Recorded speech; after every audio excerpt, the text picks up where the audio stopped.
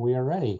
So good evening, everyone. Thank you for being with me tonight for the last in this 3-session course on the Akeida. I first want to make sure you have the link to the source sheet. And let me put that in the chat.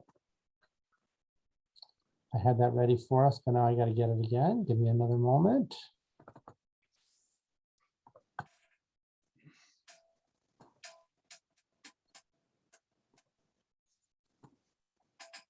Here's the link to the source sheet, which I will put on the screen in any case. Okay. We are in this 3rd session, and in many ways, the origin of this course is with this 3rd session. This is the part that I was reading about and thinking about, and that motivated me to offer this class. The first 2 sessions were essential in that they gave us the background, both the original story, the context of the story of the Akeida, and the rabbinic and medieval, or some rabbinic and medieval responses to the Akeida. But we've been dealing all the way through with this fundamental question of, what's this really all about? What's this story really about? And how could it be? And, as we've continued over these 2 sessions to come back to that, the other essential question, which is, I don't even know how to phrase it, but how could this be, right? I mean, I think, I have been pushing one narrative, which is to say that God's command and Abraham's following of that command are not crazy. And I think not completely irrationally, many of you have pushed back against that because ultimately it appears that this is a story about a attempted murder of a father against his son. And I've been explaining along the way pieces of this, why potentially we need to really understand the story quite differently. And I'm hoping that tonight we're going to be able to look at that a bit more.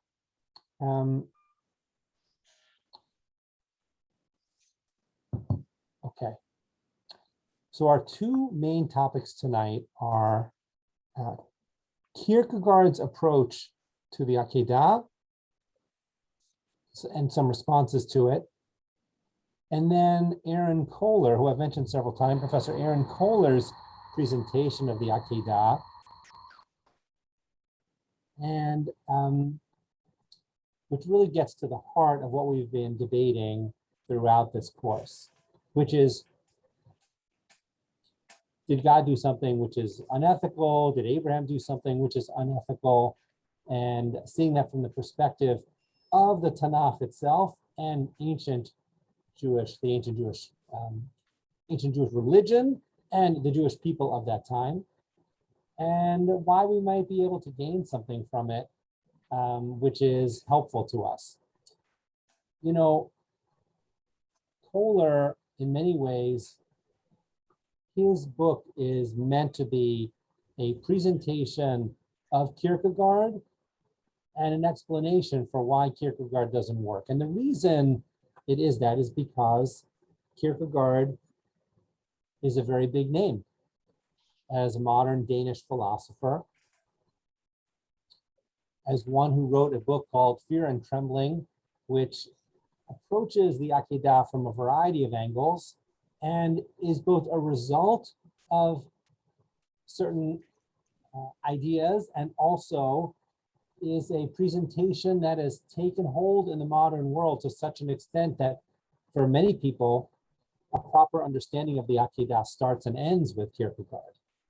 So much so that Kierkegaard, though he was a Danish Christian, his impact was felt very strongly in Jewish sources in the early modern period and into the 20th century. Kohler thinks that's a big problem. So that's why he wanted to first present Kierkegaard, uncover him a little bit, explain why he disagrees with him and why he thinks we should disagree with him, and then present his own idea of what's really happening in the story of the Akeida. So I'm not going to give you a whole philosophy lesson or even history of philosophy about Kierkegaard. You know, I told you what I told you, a Danish philosopher, a Christian, and both a product of his time and, you know, to some extent seen as the father of existentialism, right, which became an important trend in philosophy in the 20th century in particular. And you will find Jewish existentialists as well as general existentialists, but we're going to focus really on Kierkegaard's approach to the Akeida. So I'm going to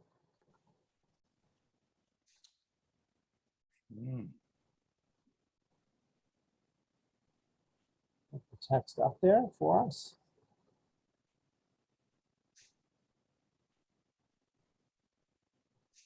Okay. So these are selections. This isn't all one piece. Each paragraph is separate, but it's going to give us a sense of what Kierkegaard thought about Abraham and the Akeida. And we're going to look at each piece rather closely so that we can unpack it a little bit.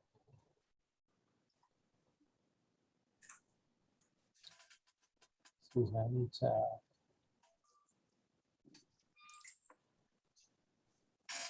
The ethical expression for what Abraham did is that he intended to murder Isaac. The religious expression is that he intended to sacrifice Isaac. Perhaps the most important thing to notice here is that Kierkegaard is making a distinction between ethics and religion. They are not identical. You can perform a religious act, which is not ethical, but is just as well religious. And that's really the key part for him. I suppose you could perform an ethical act, which is not religious, but that's not his main point here. I'm going to just read the next piece. Abraham cannot be mediated, which can also be expressed by saying that he cannot speak. As soon as I speak, I express the universal. And if I do not do that, then no one can understand me.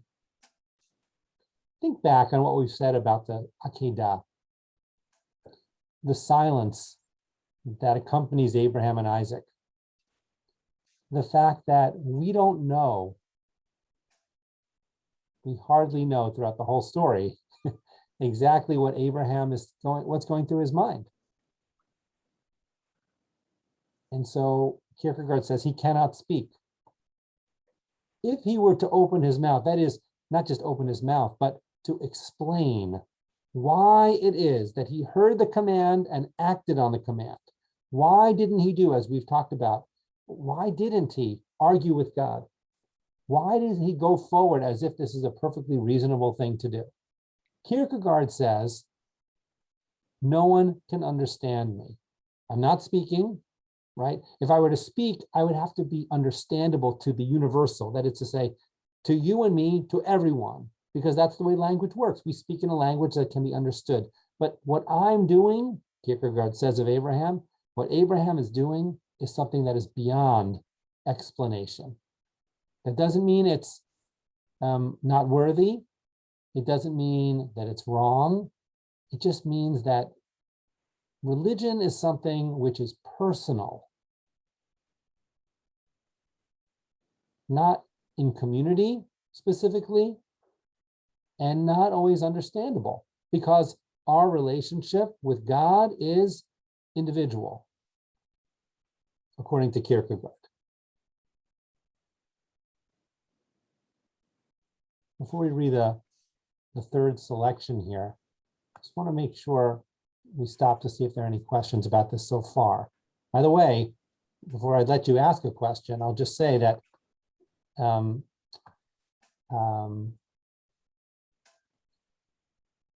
well, as I said earlier, this is based on where Kierkegaard is coming from in general in his personal life and his own religious sensibility. And it also will sound very modern. It could anyway sound very modern in the sense that the key here is the individual understanding, individual relationship with God, individual creating, right, a world in some sense unto itself. If it's not clear yet, it will become clear that part of the response by many within the Jewish community has been, well, that's not the way Jewish religion works. Individuals, while important in a variety of levels, fundamentally, right, we are each as an individual created B'Tselem Elohim in the image of God. It's not that individuals aren't important, but our relationship with God is not outside of the context of community. And certainly our relationship with God is not out of the context of Torah, which is to say the mitzvot overall. And even though it's early in the Torah, we assume Torah means everything, Torah in its totality. And we know that murder is, not okay. Kierkegaard seems to be making an argument that what Abraham is doing, first of all, is a religious act, not within the realm of ethics, and therefore you can't critique it from the perspective of ethics. To say it's unethical to kill that boy, it just doesn't apply within the context in which Kierkegaard believes Abraham is operating, in this direct relationship with God outside of the context of ethics. I was going to pause for comment or question, but I didn't. I just kept talking. So now I'm pausing for comment or question, and then we'll read the last selection from Kierkegaard.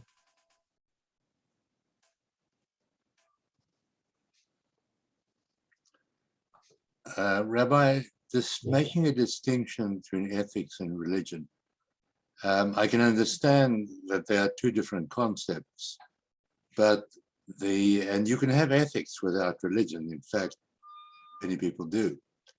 But I don't think you can have religion without ethics. So you may not think so, and I may not think so. And in many ways, that is part of the critique of what, one critique anyway, of Kierkegaard. But Kierkegaard clearly thinks that you and I are incorrect about that. Kierkegaard believes that there is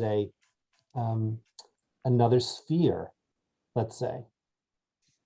It's not, he doesn't believe that one can just go around and saying, everything I'm doing is, it's a religious act and I can just go around being unethical. He's not making a claim that, there's no ethics with religion, etc. He is making an argument, though, that under certain circumstances, and of course, that's part of the danger, of course, what exactly are the circumstances, but he's mostly focused on this one story, this one act, that it is separate. It is separate from ethics. It is separate from what one would expect from a person like Abraham. Separate and not wrong, because it is based on the immediacy of the relationship between God and one individual.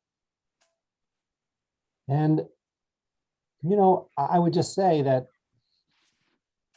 part of the challenge of prophecy within the context of community is that the prophet can always show up the next morning and say, guess what God told me?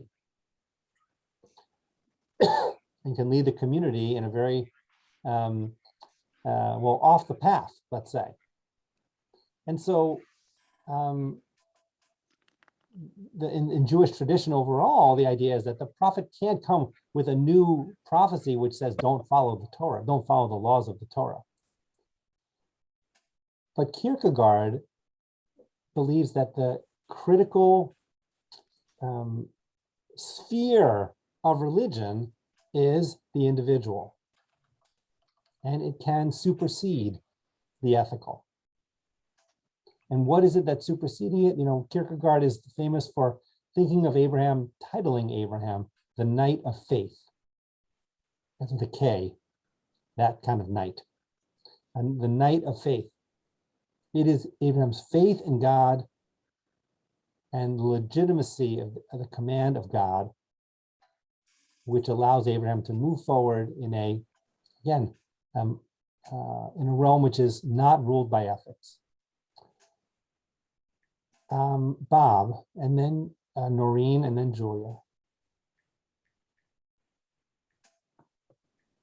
Thanks.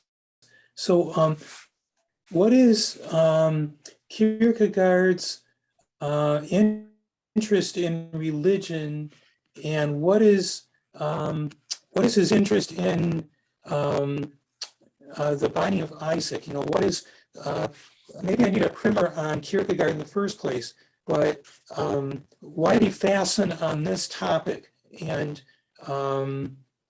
you know, is his entire focus religion and ethics, or, you know, I mean, take it from there. I just wonder why this and not 6 other things he could be talking about. So Bob, I'm going to answer briefly, and then let's look at the last piece of Kierkegaard and the responses, and I think you'll get a sense of the answer to that.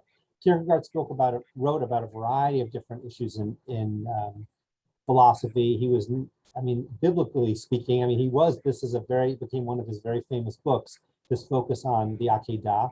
I think part of it is because it lends itself to this explanation, which focuses on the individual. And Kierkegaard is very interested in the individual, sort of coming out of Hegel, who was also very interested, Kant, and focused on the individual, and the individual being able to follow their own, I should say this, let me say this all again, hold on.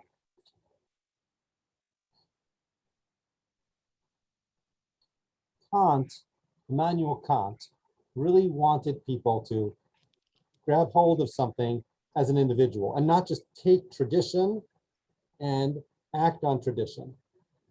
The only proper commander within the philosophy of Kant is the individual himself. For Kierkegaard, it is the individual hearing the command of God and following it that really excited him about this particular story, right? It's the opposite of Kant, but it's still focused on the individual, right? Because in Kierkegaard, Abraham has a commander, that's God, and what makes him so special is that in this uniquely difficult moment, he listens to God, he follows God. That's what makes him a knight of faith. Okay, you know, Kant, in some ways, it turns Kant upside down a bit.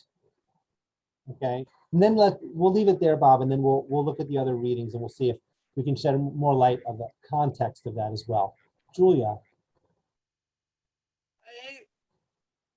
I don't see how this is the individual, because it's affecting other people. Isaac is involved, Sarah is involved. It's, you know, there's no such thing in this instance to ignore the others that are part of this. It's no different than saying I'm not going to wear a mask because it's against my individual rights. No, it's a community. We affect everybody. So Julia, thank you. That's a really helpful comment, and it is a specific critique that others make about Kierkegaard in particular. You know, it's as if Kierkegaard talks about this story as if the only person who's up on the mountain is Abraham, completely forgets about Isaac. So that's excellent, and I think we may come to something which refers to that a bit later on. That's really helpful. Thank you. Noreen. Well, I guess I'm in contradiction to what Julia just said, because I think he picked Abraham because there was no group. Yes, there were couple other people, Isaac and Sarah, but there was no community that he was beholden to. It really was himself because he was the first one. So, Uh-huh. I think the emphasis on the individual there is something. And then I'm studying Tanya, and I'm at the part where he talks about two levels of fear of God, love and fear. And that this is, to me, seems like the lower level of love when he first starts out, a lower level of fear of God, because it's just, God tells me to do it and I do it, for fear of any kind of repercussion or whatever. But it seems to me a lower level of fear. At the end, I think he achieves a higher level of fear of God. But Okay, I mean, just Kabbalah. well, so I'm not, I'm not, we'd have to spend more time Right. talking about that to really sort of Right. lay that out and why we think one is one and one is the other. It's not Yeah. so clear to me why that would be, but maybe another time. Let's look at the last text on Kierkegaard before we see some specific responses to that. Abraham keeps silent, but he cannot speak. We already said something like this. Therein lies the distress and anxiety. For if I cannot make myself intelligible when I speak, I do not speak, even though I go on talking incessantly day and night. That is Abraham's situation. He can say everything, but one thing he cannot say. And yet if he cannot say it, that is, say it in such a way that another person understands it, he does not speak. The relief in speaking is that it translates me into the universal. Now, Abraham can say the most beautiful words any language can procure about how he loves Isaac, but this is not what at heart he has in mind to say. It is something deeper, that he is willing to sacrifice Isaac because it is a trial. No one can understand the latter, and thus everyone can only misunderstand the former. It really just deepens the other texts that we looked at on Kierkegaard, this issue of being unable to share what is essential about the act he is going to perform, and therefore he does not speak. Kierkegaard says that to think that somehow Abraham doesn't love Isaac is to misunderstand. But also, we've talked several times over the past couple of weeks about whether or not Abraham really believed that he was being called upon to actually perform this act, whether he was being tested, truly tested. People were like, well, he was being tested, but he sort of believed that God wouldn't actually make him go through with it. At least according to Kierkegaard, right? It's a real trial in that Abraham does not know how it's going to turn out. Let's take a look at Emil Fackenheim. We're going to look at three texts, each which point out challenges to Kierkegaard's way of looking at the story of Abraham. In Kierkegaard's account, religious sacrifice threatens morality with destruction. In posing this threat, Kierkegaard and his Knight of Faith are in marked contrast with virtually the entire Jewish tradition. For Kierkegaard, the ethical is actually suspended in the Akeida, and potentially suspended for every other Knight of Faith after Abraham. In Judaism, the Torah ends the possibility of any such suspension. And the Midrash denies that even in the Akeida itself, it ever had the form that Kierkegaard ascribes to it. One of the really important things that Fackenheim brings here, and which I think is, I think won't be really surprising to us, is that Kierkegaard, in saying that what Abraham is doing is okay, that it is, beyond ethics, opens up the possibility that other people could do something else, either do the same thing but carry it out, or some other unethical act and claim that, they're also a knight of faith. Fackenheim reminds us that this is not only about a story from the Torah, it's about living a religious life. And I think, what Julia said is, partially touches on this, right? The idea that, our understanding of what God wants from us allows us to do things that we can't really explain in the normal ways through ethics, through the tradition of our religion. It opens up a huge opportunity for misuse and abuse. So, and Fackenheim says, ultimately, this idea that you can act appropriately in a way which is unethical and then put a stamp of Torah on it, it just doesn't exist in Jewish tradition. That's not the way Jewish tradition works. And therefore, it should be rejected. That's Fackenheim's approach to this. And I would hope that makes some sense to us, right? Remember, I'm still heading towards an explanation for Abraham, which is going to legitimize, actually, in a certain way. But it's not going to be because God asked Abraham to do something unethical, and Abraham's like, I can do that because God told me to. Let's look at another one, and then we'll take some comments. Emmanuel Levinos, French Jewish philosopher, 20th century, survivor of the Shoah. Levinos is more well known for his general philosophy, philosophical works, but wrote extensively these pieces on Talmud and Jewish thought, and important 20th century thinker. Kierkegaard has, Bob, this is in some ways is a direct answer to your question. Kierkegaard has a predilection for the biblical story of the sacrifice of Isaac. Thus, he describes the encounter with God as a subjectivity rising to the religious level, God above the ethical order. His interpretation of this story can doubtless be given a different orientation. Perhaps Abraham's ear for hearing the voice that brought him back to the ethical order was the highest moment in this drama. In his evocation of Abraham, he describes the encounter with God at the point where subjectivity rises to the level of the religious, that is to say, above ethics. But one could think the opposite. Abraham's attentiveness to the voice that led him back to the ethical order in forbidding him to perform a human sacrifice is the highest point in the drama. That he obeyed the first voice is astonishing.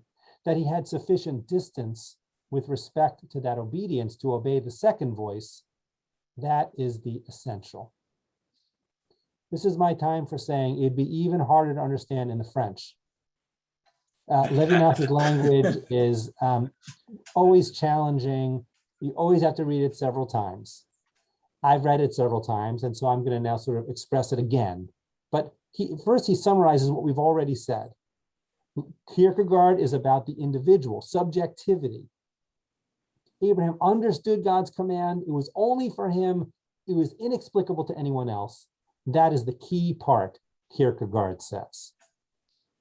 Levinas says, maybe that's not the key part. Remember, there's the command that comes at the beginning and there's the command that comes at the end. Kierkegaard focuses on the command that comes at the beginning, but maybe he's wrong.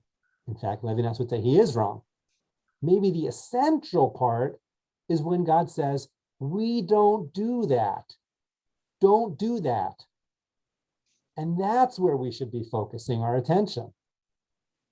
At the end, he says, right, that he obeyed is astonishing, right? But that he was able to hear the second time, that is essential. I mean, we know that the saving of Isaac at that last moment is very dramatic. But when we talk about faith, no one ever says, hey, how come Abraham listened to God the second time? We only ask, how come Abraham listened to God the first time?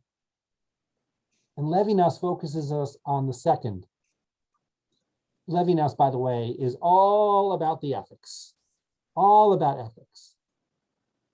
And in fact, Aaron Kohler, in using Levinas, basically says, you know, as was said already, part of the challenge here is that we sometimes forget that Isaac is there. Kierkegaard really seems to forget that.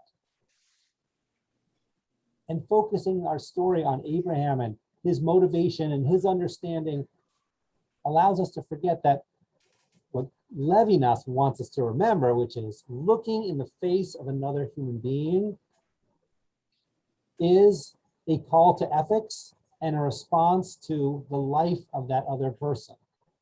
He means that generally. In many ways, this comes out of his experience in the Shoah and the tremendous loss of life. But he applies it here to the story of the Akeida and to the misuse of it that he sees in Kierkegaard.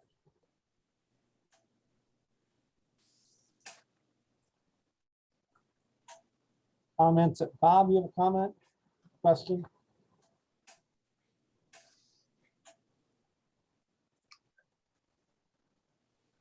Yeah. Yeah. So this is switching gears back to Fackenheim. I'm kind of hearing Levinas, but I have a problem with Fackenheim. So is he saying that whatever God says is ethical just because he says so? And if so, at the point when Abraham was around Sodom, with that issue, Abraham did argue and said that, are you so ethical, so you're God and you're doing something that isn't ethical? And God said, you're right. So what is, well, just clear that one up for me, please. Yeah, I'm not sure that Fackenheim is really addressing that here. I think that you're asking a good question. I don't think he's addressing it here, but I think that the answer that I'd like to give, and I think Fackenheim wouldn't disagree, which is, we take the word of Torah, and as a community, we learn Torah, we argue over Torah, and we aim for doing what is ethical because we believe that that is what God wants from us. And so we create halakha and mitzvot, an understanding of how we should live our lives such that we are living ethical lives. It is acceptable within that system to now or later, as things change around us, to say, you know what, I think this thing we've been doing isn't really right. And it's not really what Torah would want us to do, or another way of saying it, not what God would want us to do. And therefore we sometimes change. In the case of Sodom and Amorah, Bob, I think Abraham has a sense, it's not exactly clear, that would be for another time, but how exactly does Abraham know in that moment what is ethical, that he can argue and say from the outside, hey, God, what you're saying is not ethical, because I know what's ethical. It wouldn't be ethical to kill the innocent people. So God, you should live up to that sense of ethics, which presumably I got from you, God. How exactly he got that, that's again for another time. So we can argue with God / Torah and aim for what we think is the ethical way of living. I don't think that Fackenheim is saying, nor am I saying that, and that every specific understanding of Torah is therefore ethical. We as a community decide how we understand the mitzvah in a way which we find to be ethical. So, for example, there are probably many, many examples, but for example, the Conservative Movement's Law Committee several years back wrote a tshuva. It may not seem like an essential issue to us right at this moment, but about the mamzer.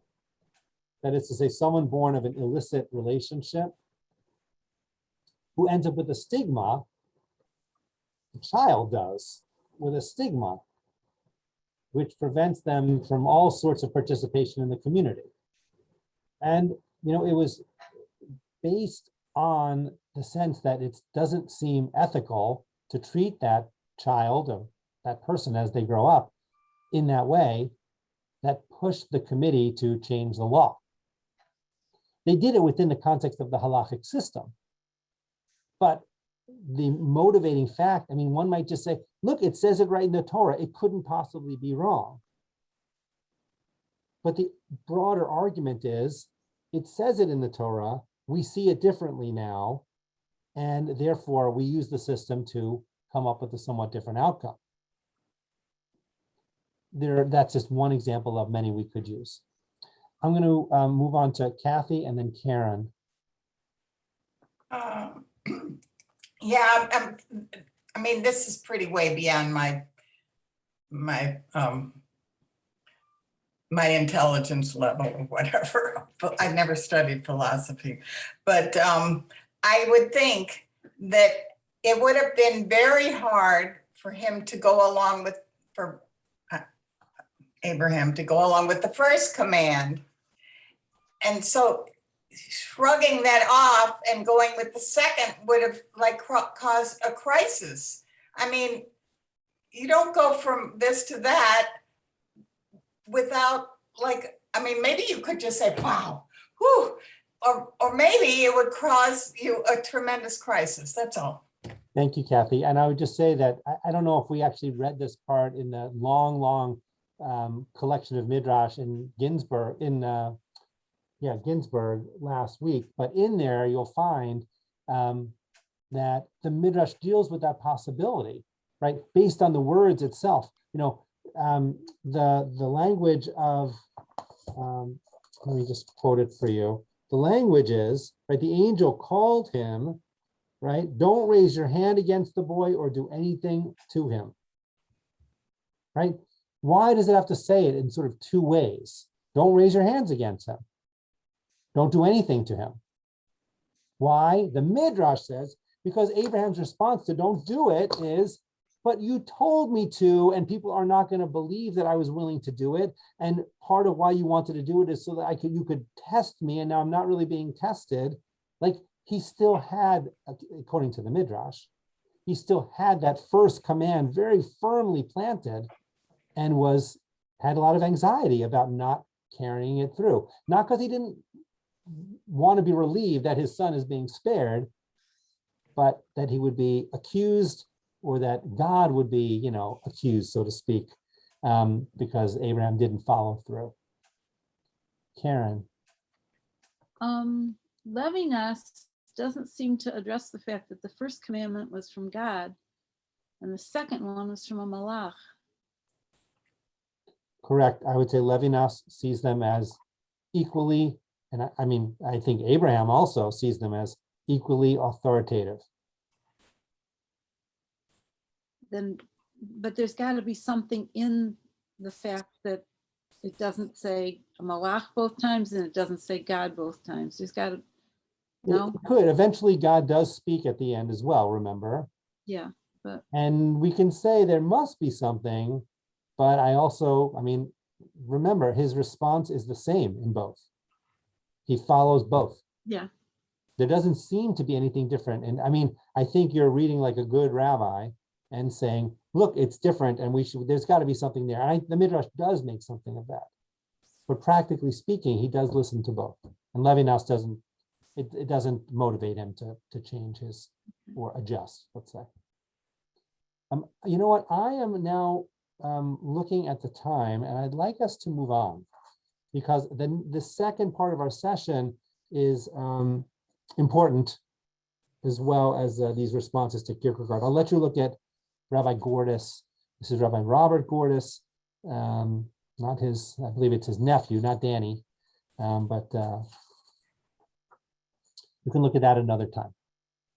So I've said over the course of these weeks that one way of looking at this entire story is that in spite of our discomfort, it could be that the Bible itself does not see God's command as strange, let's say, or immoral, certainly, or unethical, nor does the Tanakh seem to think that Abraham was wrong to immediately begin to carry out God's command. Abraham is not in any clear way that that can be found in the story. Abraham is not criticized for his actions, either at the beginning, middle, or end. In fact, at the end, he is promised a reward and praised. And the next piece that we're going to look at is basically going to explain why that is. Why is it that a command by God to sacrifice a son is not just simply described as immoral, or I guess to put it differently, how is it that our Torah has that command in it? And how is it that the Torah doesn't seem to take Abraham to account for it? Which is another way of saying, how is it that our tradition treats Abraham's actions on the Akeida as a story of tremendous strength and humility and bravery, I guess I would say, in a certain sense, and faith? Okay, and we're going to do that by examining the issue of child sacrifice. And I'm going to give you Kohler's words, because he's the one really presenting this. I'm just giving you the footnotes, or not the footnotes. I'm giving you the brief explanation of it. Kohler basically argues that God wants the sacrifice of our firstborn, but more doesn't want the sacrifice of our firstborn. I think I may have said that in an earlier session, but that's ultimately his argument. And now let me explain that a little bit. You know from reading the Bible and otherwise from hearing it spoken about in synagogue or other things you've read, that human sacrifice was a part of ancient cultures. Not all ancient cultures, and not all of them equally, and they didn't all operate in the same way, and the method and the timing and the type of person who was it's different in different cultures, but it exists, and it exists in the ancient Near East, right? And Kohler brings some of the background material, archaeological material, which says that in particular in Phoenicia, right, which is basically, the Lebanon area, right? You will find areas where you'll find remains of tens of thousands, right, from centuries worth of children who were ashes of children. Archaeologists think that those are burial places specific to child sacrifice.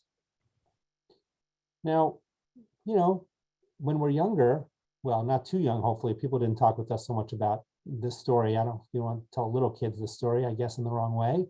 But eventually we learn the story of the Akeida, and we're told that, at least one interpretation of it is that the point of the story is to tell us that Jews don't do that. Ancient Jews didn't do that. We shouldn't do that. God does not want our sacrifices of people. We don't do that sort of thing.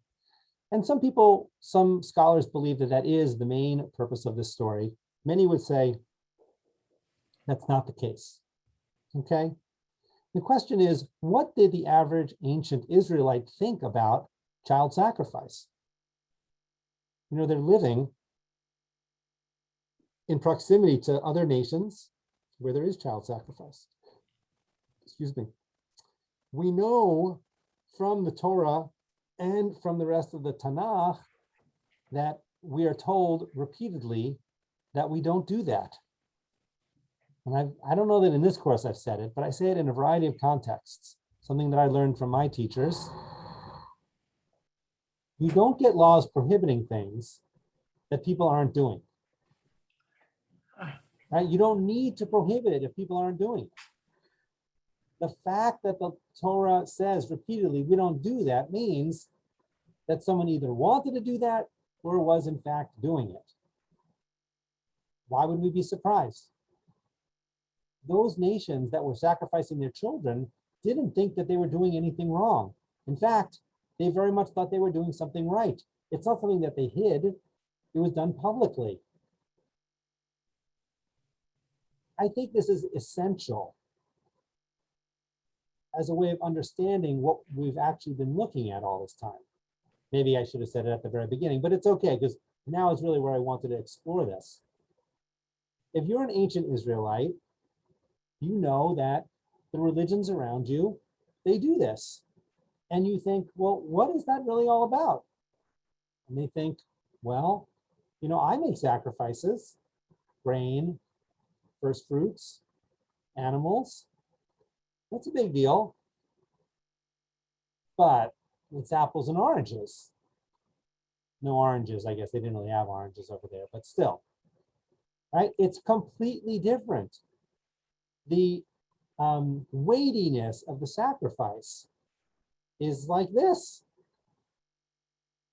What are we, chopped liver? I can't even make like the sacrifice that those people up there, they're making that, and I can't do that. And Kohler, understanding God in a very anthropomorphic way, basically says, and God too. God wants to see his people have the opportunity of really showing that they are willing to sacrifice, really willing to express their religious commitment in the greatest way possible. In the Midrash, Isaac, there's a conversation between Isaac and Ishmael over the bris. Ishmael's like, you had it easy. You had a bris at 8 days old. I was already a teenager when I had my bris. And Isaac's response is, if God asked me to sacrifice my life, I would do it. Now this is the Midrash, right? Coming in after the story. The idea of a little one-upsmanship that's found in that Midrash, Kohler sort of puts into the minds of actual ancient Israelites and ancient Phoenicians is a way of understanding what their religious life is really all about. Now, you don't see this directly in the Tanakh, but we're going to look at a couple of sources which should give us pause. Exodus 22:28. This is Parshat Mishpatim, right? The parsha right after the book, right after the revelation at Sinai. You shall not put off skimming of the first yield of your vats. You shall give me the firstborn among your sons. You shall do the same with your cattle and your flocks. 7 days it shall remain with its mother. On the 8th day you shall give it to me.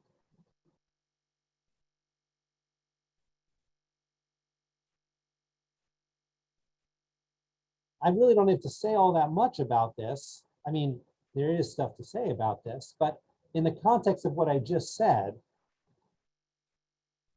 I think you can see the challenging text we're looking at here. Did the Mishnah or the Talmud, or even before that, First Temple Judaism, Second Temple Judaism, did they think that actually, or in fact carry out the sacrifice of their firstborn, the giving of their firstborn sons in the same way that they did their cattle and their flocks? No, not as far as I understand it. Did any of the Mishnah and the Talmud and the medieval rabbis understand it that way? No, right?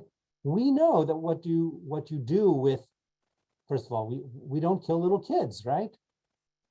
We know about Pidyon Haben, the redemption of the firstborn, right? This for this, right? If you've been to a Pidyon Haben, right? We're giving the money instead of the child. The child's not going to be dedicated to the temple. We have this image of being dedicated to the temple, serving in the temple, right? Serving in the temple. But this text sort of smacks us in the face a little bit. Here's how Kohler wants to talk about some of this. If I offer my first wheat to God, I may be actually thinking in the back of my mind of the benefit this will bring me in the long run. But if I offer a child to God, I'm asking nothing in return. This child will be gone forever, and even replacement children cannot undo the loss of this one. This is a sublime moment of religious worship, an act of pure devotion performed for no material benefit at all. Let's say two things first. First of all, this flies in the face of the book of Job, who loses his children and then gets new children back at the end. We won't discuss that other than just mention it. And, Kohler he's not saying that all ancient Jews were ready to do this or that they did this. He is trying to express why child sacrifice is a powerful thing. Not that it's a good thing, but that it's a powerful thing. Why it might be attractive to those who are faithful. Why it might be attractive to a God who wants God's children to be faithful. Jonah Ben is in the Torah itself, Kathy. Okay. Yeah. Let's read one more text from Jeremiah. Say, hear the word of the Lord, O kings of Judah and inhabitants of Jerusalem. Thus said the Lord of hosts, the God of Israel, I am going to bring such disaster upon this place that the ears of all who hear about it will tingle. For they and their fathers and the kings of Judah have forsaken me and have made this place alien to me. They have sacrificed in it to other gods whom they have not experienced, and they have filled this place with the blood of innocent. They have built shrines to Baal to put their children to the fire as burnt offerings to Baal, which I never commanded, never decreed, and which never came to my mind. So on the one hand, right, you have a very clear statement from Jeremiah that God never wants this. And so therefore, perhaps, it's a problem with the Akeida story on the one hand, because God seems to want that. But what it does say is that Jeremiah is living in a community that is doing this.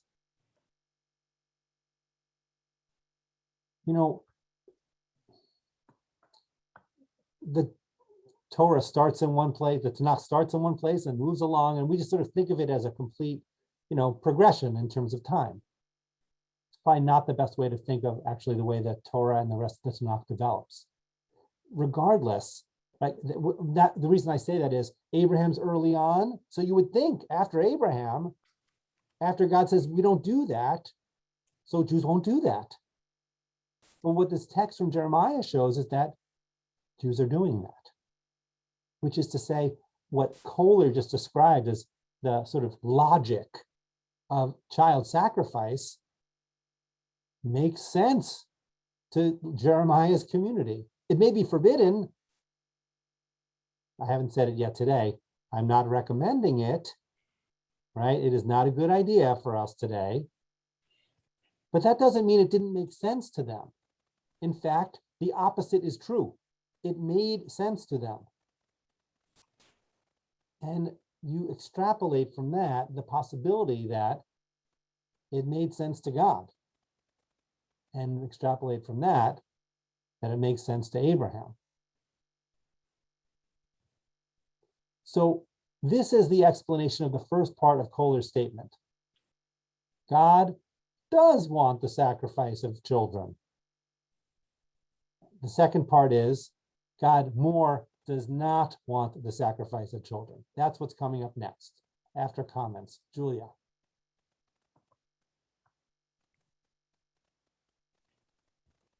My concern about it even being in there misleads people into believing that God does want it. I'm not talking about just Jews. Right. So one of the last texts we're going to look at is from Ethan Tucker, Rabbi Ethan Tucker. And he's going to talk about sacrifice, and he's going to talk about the way today we might extrapolate from this, or maybe to put it differently, the way we think of sacrifice today is not as far off from what we're talking about now as one might imagine. Let's wait till we get there. But I think that Levinos is where Kohler, I think, wrote his whole book as a way of explaining this,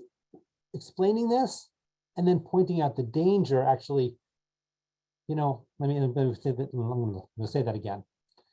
I think Kohler writes his book because he's not worried that we will see what ancient Jews thought was reasonable and say, oh, it's still reasonable.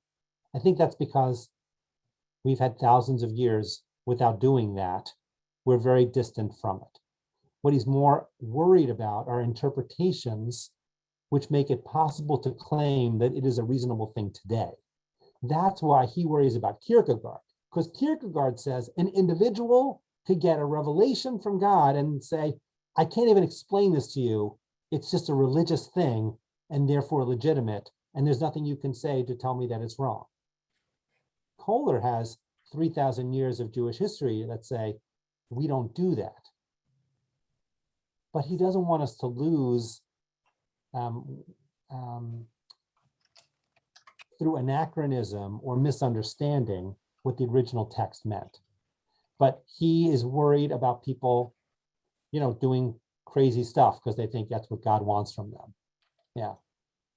And I'm only talking to you, so that's why I feel it's okay. You guys understand. Okay. I'm going to go back to our texts. So why doesn't God want us to sacrifice our children? One more thing. Sorry, we're going to look at Hammurabi in a second. Remember Hammurabi? Sure. Why sacrifice your child? Because it is the most precious thing that belongs to you. Here's Hammurabi saying that your child belongs to you.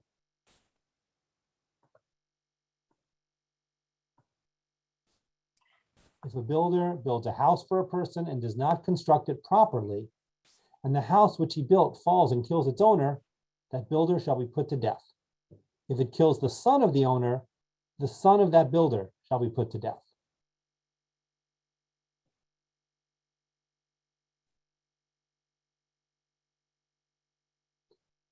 The connection between father and son here, right, is explicit. And it is the idea that, it's a taking away of that son. The idea that the son didn't do anything such that he should be put to death does not seem to come into the equation in Hammurabi.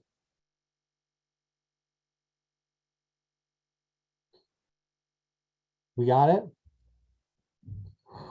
Look at a somewhat parallel law.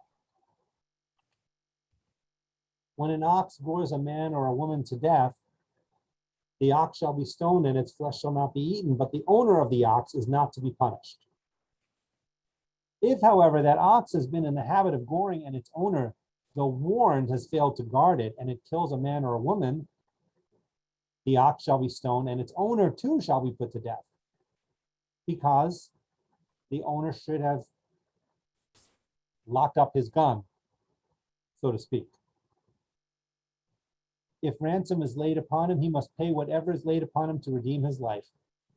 So too, if it gores a minor, male or female, the owner shall be dealt with according to the same rule. Who suffers if the child is killed? Not the child of the owner himself. Hammurabi says, right, the child of the perpetrator is killed. The Torah says, no, the child doesn't suffer that fate. The owner suffers the fate. He is the one who committed the crime. So I said a few moments ago, why does child sacrifice make sense? Because the child is the most precious thing you own, that you have. The Torah says you don't have it, which is to say, it is your child, But you can't dispose of the life of that child as you wish just because it's your child. You don't have that right. Torah doesn't give you that right. Which means you can't bring your child to be sacrificed because it's not an animal that you own. The distinction between those is a critical distinction, one which we may not always recognize. In all sorts of societies, not very far back from our current day, parents can, even today, in less dramatic circumstances, we have been known to say, it's their child, they can do what they want. That is to say, if they want to pick like the wrong school or the wrong soccer team. But in things more dramatic even. It's not that long ago that a child being, however you want to think of it, being, smacked in public by a parent, the other adults in the area wouldn't think twice, or wouldn't even consider, I should say, intervening. The parent has the right to care for their child as they see fit. Now, leaving aside that our society has changed in a variety of ways, and I don't think that that's actually true today, part of the argument here is that the Torah is already telling you, not that you don't have the right to raise your child, but that there are limits, and one significant limit is you do not have the right to take the life of your child. It may seem obvious, but in the context of the Akeida, it's not so obvious. Part of the lesson of the Akeida, therefore, is that not Abraham and no one else has the right to do that. So God wants it more for us not to sacrifice our children, because our children are human beings who are also made with B'Tselem Elohim, and we do not own them, and nor can we dispose of them. But it doesn't change the first part of the equation, which is the logic of the ancient world as it relates to sacrifice. Go ahead, Noreen. I just wanted to say what you were saying about that your child doesn't belong to you is in line with Lech Lecha, because with the Lech Lecha, starting out, Abraham had to separate, and it makes a big point of it. He had to separate from his father, he had to separate from his homeland, he had to separate from all his beliefs. And I think the same thing happens here with the parallel with take your child, your only child. It echoes that, and that Abraham needed to separate from Isaac.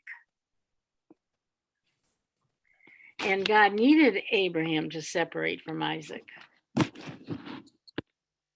And separation was such a value, it seems to me, throughout the whole Torah, because, that's how God created everything. He separated. I'm with you on that last point. The other part, I'm not exactly sure I fully understand. You're right about Abraham leaving home. Right. He had to separate from his father, and Isaac had to separate from Abraham. Because the mission was to serve God for that family. Yeah, I think I need to give you 5 or 10 minutes to really explain that fully. I'm not so sure that, I'll always put it this way. I don't see that as the main goal of sort of the main message of the Akeida.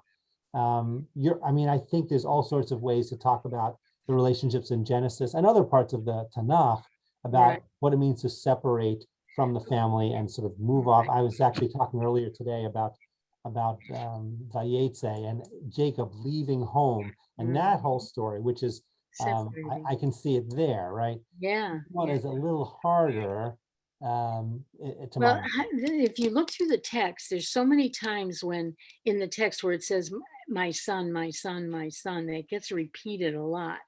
And the point was,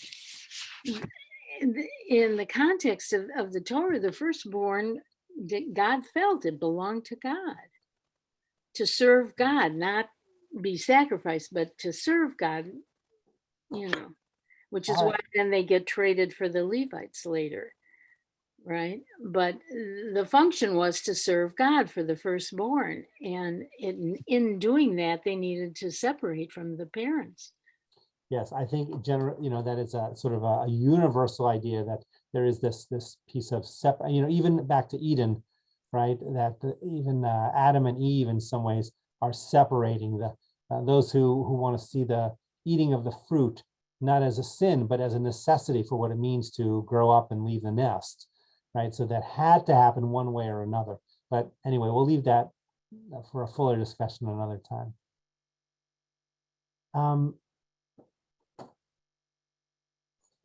Give me 1 second. Right. Okay. So, any other comments about this logic of why child sacrifice makes sense within the context of the ancient world, and why ultimately it is rejected by the Torah, even if, as we saw, not by ancient Jews or ancient Israelites, at least not all of them, or at least not all at once. We have Jeremiah to show us that is just not the case. And there are many, many texts in the prophets talking about this sort of thing, the embrace of idol worship by the people, and in some cases of child sacrifice. Okay. Am I waiting? I don't know if there's other people who want to say something. I'm going to wait 10 more seconds. Yeah, go ahead, Norman.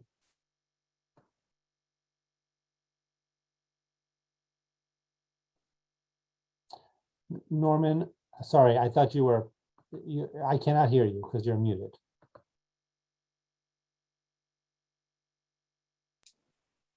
God says, I never commanded, never decreed, and which never came to my mind. Yes. It's very emphatic about it, saying this is not the thing I want you to do. Absolutely. So what do you make of that coexisting with the story of the Akeida? Well, I have trouble with it.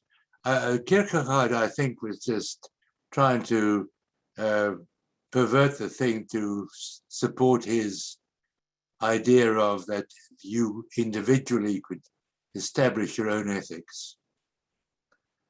The guy I like best is the Levinos, who where he seems to see that the command, it doesn't contravene ethics because he accepts that second instruction. Yeah, I think, Levinas on this and so many other things, Levinas is many times makes a lot of sense. And I think he makes a lot of sense here too. I think we've talked tonight about several different, challenges to Kierkegaard, the absence of Isaac as a victim, holding up Abraham as like alone at the top of the mountain, as if that's the only part of the story that matters. But as Julia pointed out earlier, right, he seems to forget about Isaac. And Levinas is one who also really brings Isaac back into the story. And I think Kohler, who's presenting it this way, also really, he wants us to remember that, that's why he brings Fackenheim as well. Fackenheim was just like, Kierkegaard's explanation doesn't really make sense within the context of Jewish tradition. The idea that you can somehow just claim that to do something which is unethical and say, well, God told me to do it this way, and just push aside all of the law and all of the practice of the entire community. It doesn't work that way. But as someone, now I'm forgetting who, but someone pointed out, this is, I think maybe Noreen said, like, there's only 3 of them, right? There's only 3 Jews at the time. The idea of community, it's a little bit hard to talk about this way. On the one hand, the rabbis say that, the matriarchs and patriarchs, they already sort of understood the law. Everything that's going to be given, they sort of already understood it. God told them, whatever. But, it's a little bit of a challenge.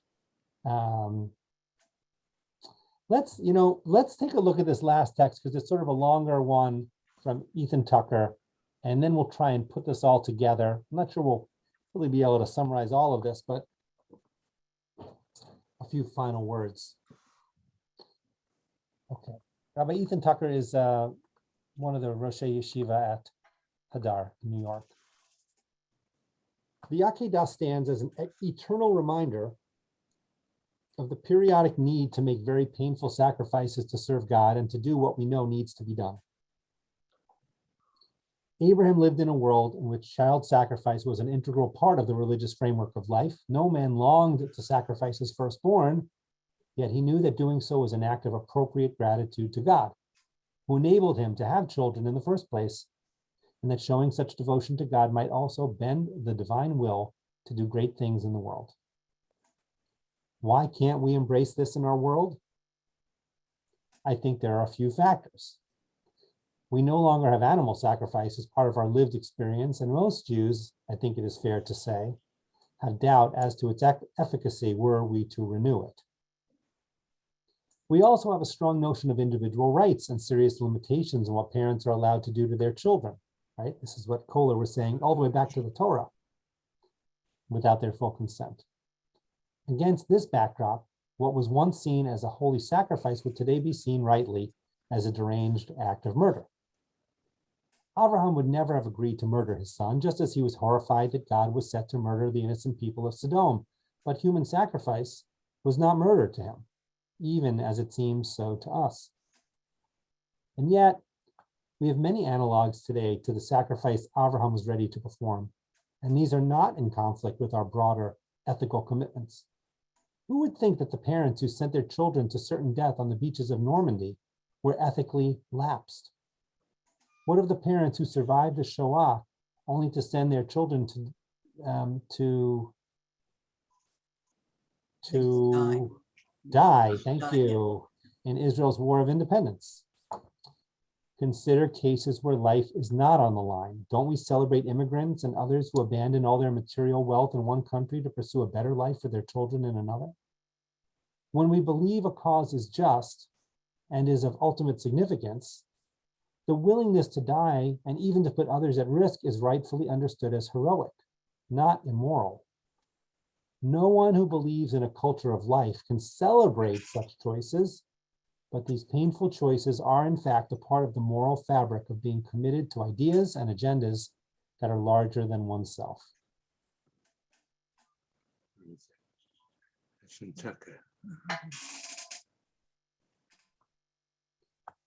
So, maybe it's obvious why, this is one of our last texts. I mean, what Ethan Tucker does is he takes something which feels so far removed and so wrong that, from so much of our time together, people have been, straining against it. And as I've said all along, even as I've tried to pull you along after me, I recognize that some people just are not ready to see it that way.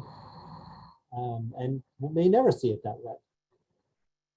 But the idea of sacrifice for an idea of sacrifice for ideals, and the idea of sacrificing not our very lives, but sacrificing a variety of things for our beliefs in God, not because God spoke to us directly, just because we sometimes sacrifice to follow the law itself that applied to all Jews. Not because God's going to speak to us and ask us to do something unethical, but perfectly ethical things sometimes demand sacrifice. In fact, many times to do what is right can be challenging. Abraham, is the very, very far extreme of that. It's not a scenario so that we can get ready for our own Akeida. It is meant to show us someone who, with strength, takes that walk for something that he believes in. That's the hardest part, right? How could he believe in that? I get that. Something that he believes in, that is commanded, that will strain his life to maybe the breaking point. Certainly will strain if it all happens as God originally commands, will completely upset, what was meant to be the final act of Abraham's life, the passing on of the promise to his son Isaac. God told him that's what was going to happen. And yet he gets up in the morning and he takes his son and he goes. It's in that context that, I think that this language of sacrifice and of obedience and of love of God are, can be models for us. I admit that it can be hard if we can't get to a point of understanding what might have been going through Abraham's mind, or the mind of those who were reading the story or hearing the story several thousand years ago. But all I can say is that I made the case as best I can based on the way Aaron Kohler makes it in his book, which I highly recommend. I did, by the way, that's the book.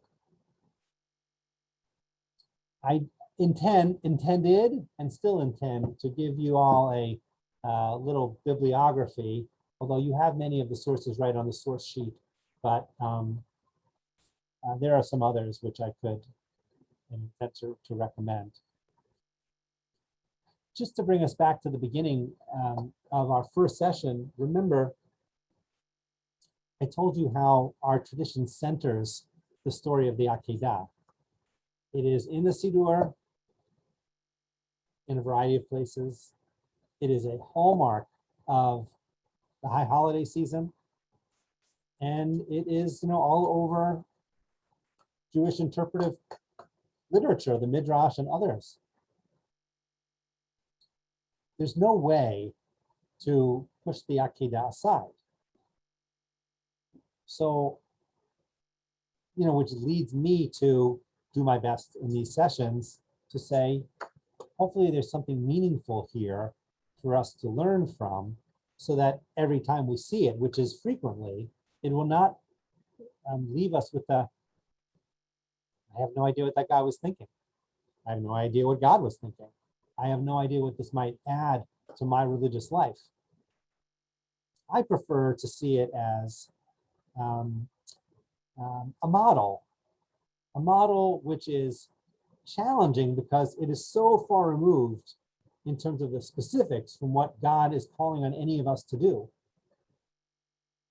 But the words themselves of living through pain and challenge, just going to say some of them again, obedience when it's called for, struggle, and sacrifice, not literally in the way Abraham was asked to sacrifice, but in so many other ways. Those are good Jewish concepts. They were good at the time of Abraham. They've been good for Jews forever. And it would be a shame for us not to be able to do something productive with this story in terms of those ideas. Abraham as a model or a knight of faith, the way Kierkegaard, calls him. I think we might be able to call him that, even if we want to reject Kierkegaard's understanding of the story.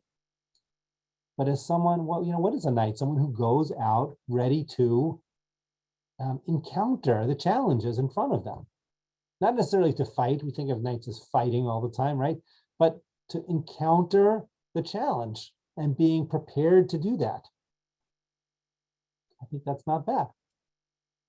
And I think that most people, leaving aside, again, if it's not clear, right, ritual can be inconvenient for us in a variety of ways. And sometimes we need to sacrifice time or effort in order to make that happen. But, Jews are called to a life of ethical behavior, to do what is right and good, as God says in God's mind, as he confronts Abraham at Sodom, before Sodom and Gomorrah are destroyed, to do what is just and right. That often takes a lot of sacrifice on our part to stand up, sacrifice of our energy and our money and our reputation sometimes. That's not, whether it's for a quote unquote secular purpose, nothing is going to make that not a religious encounter if it is undergirded by religious ideals. So anyway, for all those reasons, I chose to spend these weeks with you talking about the Akeida. And what I am hoping for you is that not only did you have a chance to go through some of this material over these days, but you'll be able to take those source sheets with you. And, if I were you, and I hadn't prepared the source sheets, I would bring them to shul on Rosh Hashanah. And I would, have them by you when we read on that second day. You could bring them both days, but, and maybe it'll strike you. Again, I know from talking to some of you, people have been very, appreciative of the class, etc. It's not that I think, I'm not looking to gain adherence. What I really want is for us to struggle over this material a little bit and move everyone a little bit along in terms of their overall thinking about the complexity of the story and the possibilities of the story. So that's what I hope we've done. We have still a few more minutes. I'd love to take final comments or final questions.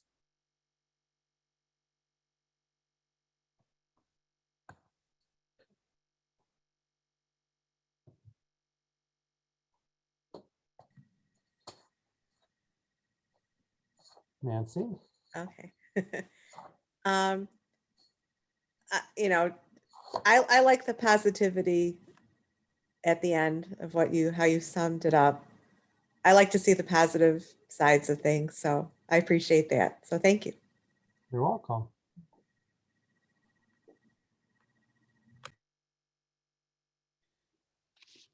Yes, go ahead, Noreen.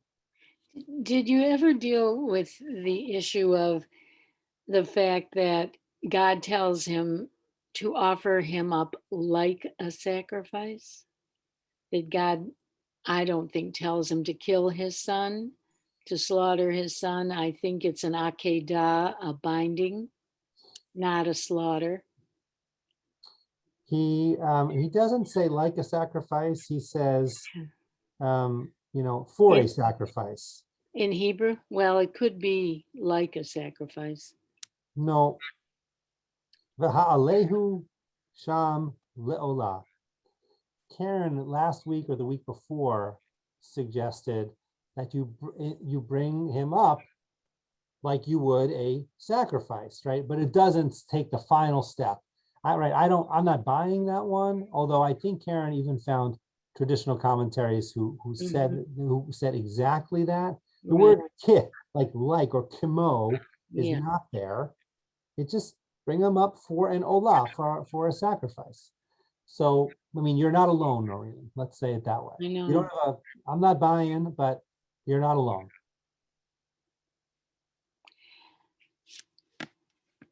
Okay. Bob, I thought you had your hand up, Bob. Maybe not. Oh, it was Amy? Yeah, I just, Okay, Bob, you muted yourself again.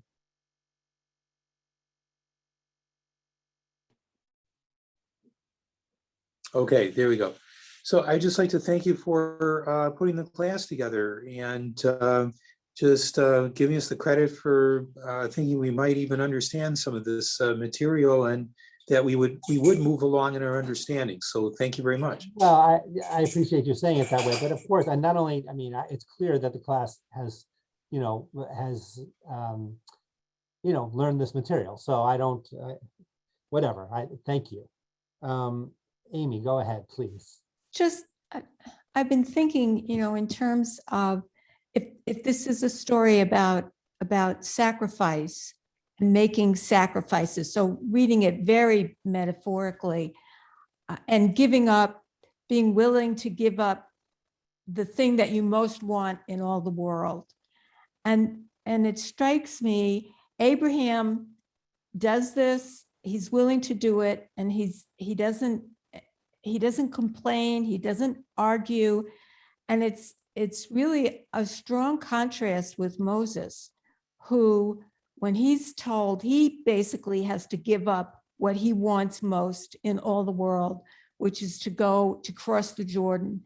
And he's not buying it at all. He does not accept it. This isn't obviously criticism of Moses, but maybe rather, the Torah understands people, and I guess when seen in that light, the Akedah is definitely Abraham's high point. Interesting. Yeah, I mean, that's an interesting contrast.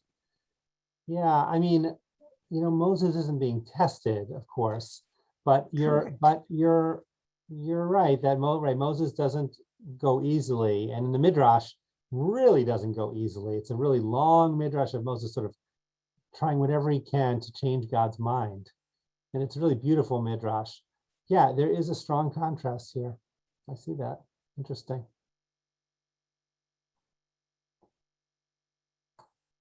Go ahead, Karen. So I want to thank you for bringing, even for all the stuff that I struggled with and I didn't agree with, and I love that the going over it. Thank you, for bringing all of that in. And I just want to say that as whoever said about that it was like a sacrifice, so I went back and I looked at that again, and I noticed for the first time, which is bizarre, that it says Lech Lecha again right there. Oh yeah. Yeah, we didn't talk about that, but yeah, right. Just at the beginning of Abraham's career, Lech Lecha, go forth. And here in this, like, what is really the final big story about Abraham, Lech Lecha. Very good. All right, everyone. Well, thank you very much. We will, let's see. We're gonna